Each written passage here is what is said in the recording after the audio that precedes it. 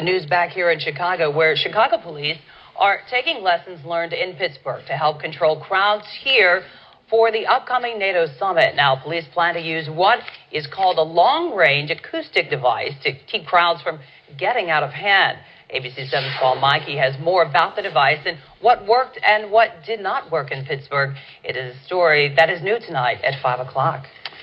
Cheryl, the G20 summit in Pittsburgh in September of 2009 has been called the most peaceful of modern-day global summits. There are doubtless many reasons why. Arrests and property damage were minor compared to other host cities.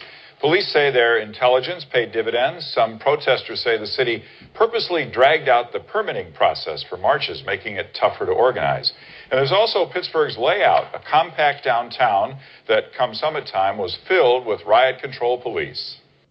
My initial thoughts were that there would be a lot of violence, there would be a lot of security. There was indeed a lot of security. Pittsburgh has a police force of around 900 men and women, so for summit duty, they recruited officers from other law enforcement agencies, including Chicago. There were protest marches, some with permits, some without. The largest was a march across the downtown bridge, within sight and sound of the G20 meeting. The overriding message from the thousands involved was spend less on war and more on human needs. So people were very angry and outspoken about that. But we were not there to fight with the police. There were no clashes, no arrests in that march, but there were other confrontations. I hereby declare this to be an unlawful assembly.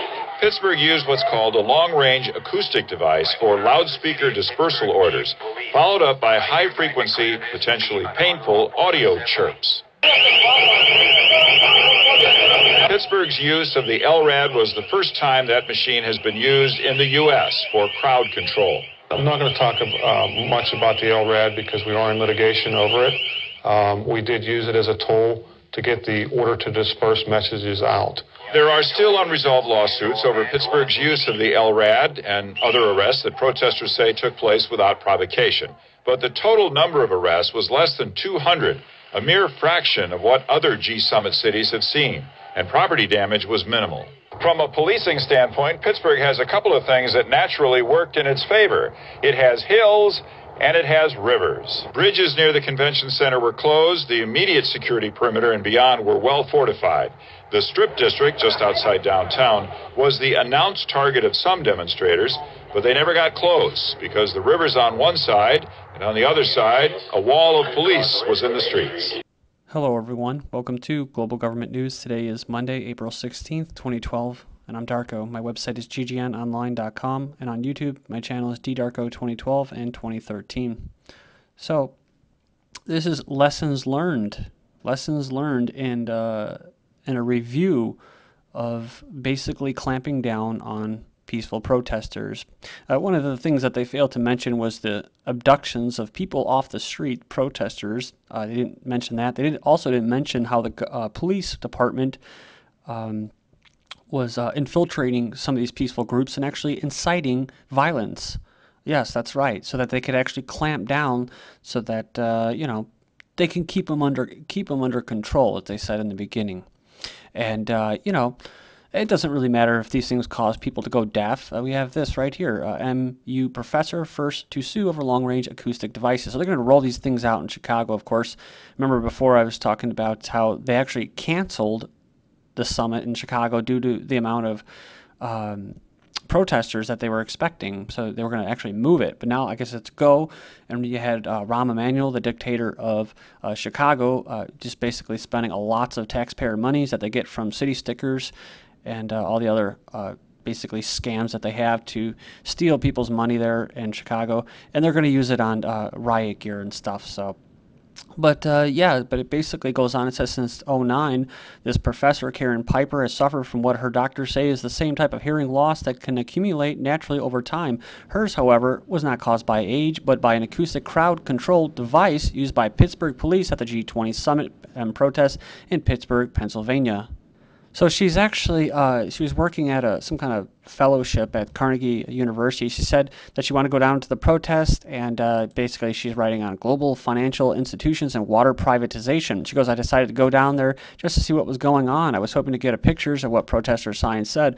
Then she goes on and says it was just a bunch of people standing around peacefully. They were just ragtag group of kids. Of course, the provocateurs were in there as well. But basically it goes on there, and it says that she said officers began corralling protesters between a truck bearing the LRAD and tear gas. She asked the police what route she should take, and they pointed her directly in line with the LRAD. The sad thing is that there wasn't any warning, and I didn't know it was permanently injuring me. And so, you know, talking about permits, that's just another scam game that they play, that you actually have permits, and then they revoke them, and they say, well, we don't really care if you have permits. I think it was one of the Occupy in Oakland video that I was watching live stream, and it was another little gimmick that they did. They actually took the protesters and they herded them like they were doing with those LRADs. They herd groups of people. Some in England they call them kettling and that, but they move people like herds of cattle, and they were basically running from the cops because they were firing all these flash grenades and stuff like that at them, until eventually they were just trying to get away from them. They went into a building trying to go through it. And what did they say? Oh, they were occupying the building, and they weren't. But then what did they do? Mass arrested all of them. So just wait till they bust out the pain ray gun. That's right, when they start shooting microwaves at people and see how they feel after that. Especially people with heart conditions and that, you know, are more prone to be to have seizures. You know, epilepsy. So they don't care. They don't care, because then what? They'll just take other people's money that they've stolen, like I said, through you know, stupid city stickers, a little sticker that you have in Chicago that costs almost $100 now, or you know, taxes that they, what is it, $10 for a pack of cigarettes in Chicago, at least $10 now. All that taxes, that will just go towards all the lawsuits that they, you know, all the harm that they carry out on people, right? Because they don't care. They treat you as cattle.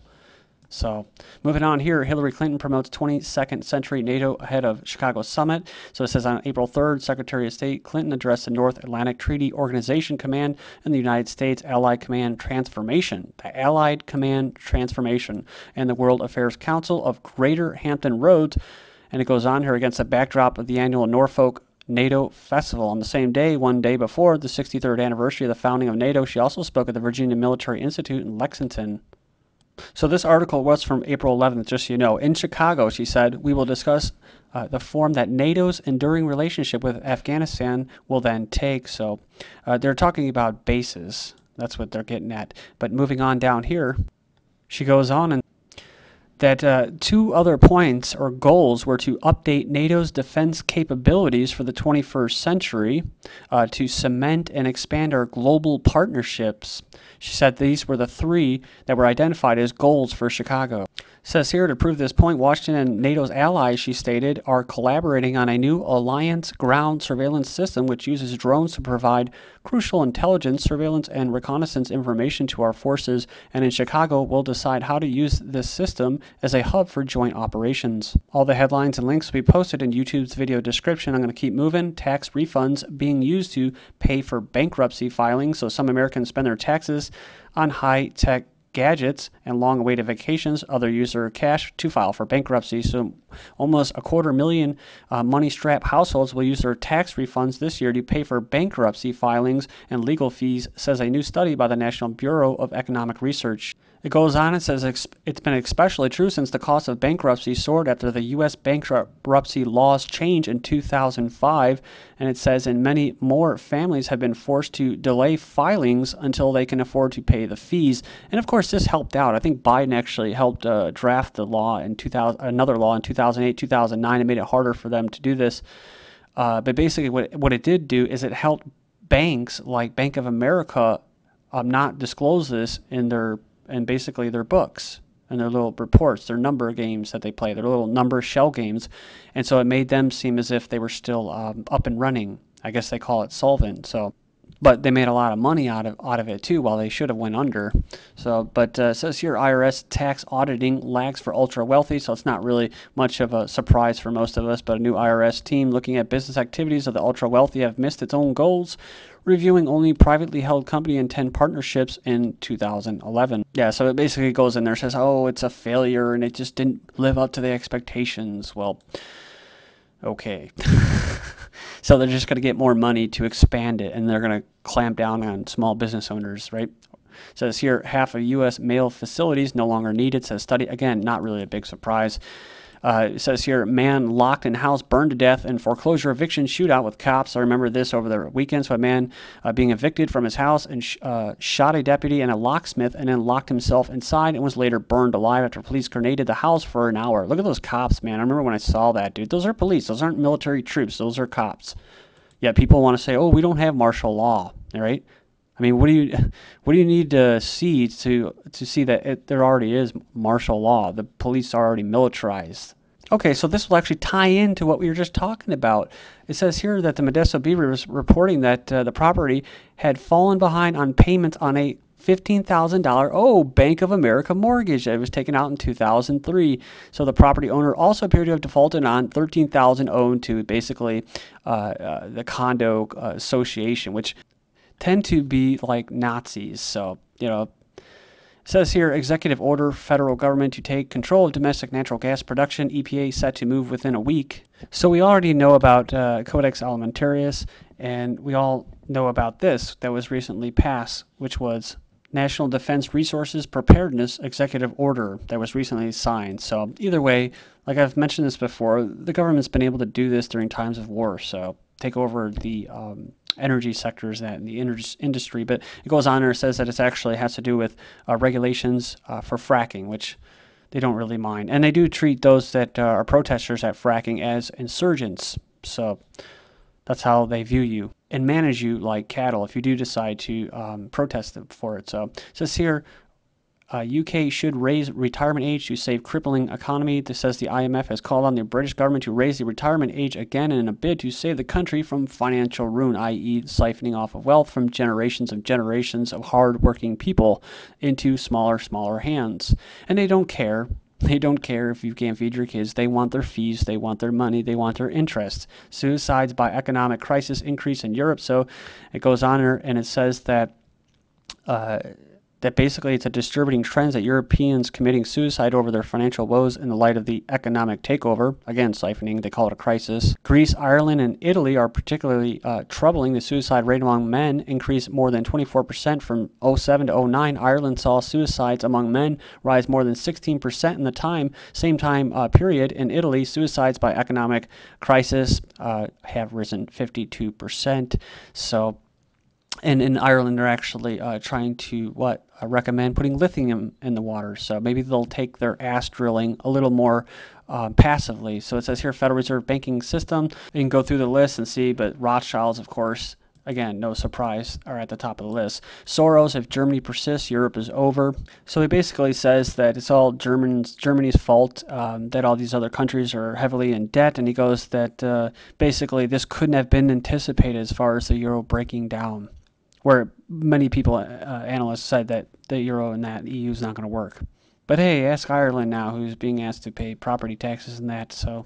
So come check out this site, Essential Intelligence. Does Israel leverage Europe? Seems like a pretty good blog here. But it goes in there and it uses a term called Eurabia, basically bringing Arabian countries into the EU, further to the financial entrapping of Europe. The EU authorities, which answer only to the global money powers, not only to sovereign nations, have decided to step up the Eurabian process by means of forcing hundreds of millions of Levantine and Maghreb Muslims on the remains of European nations.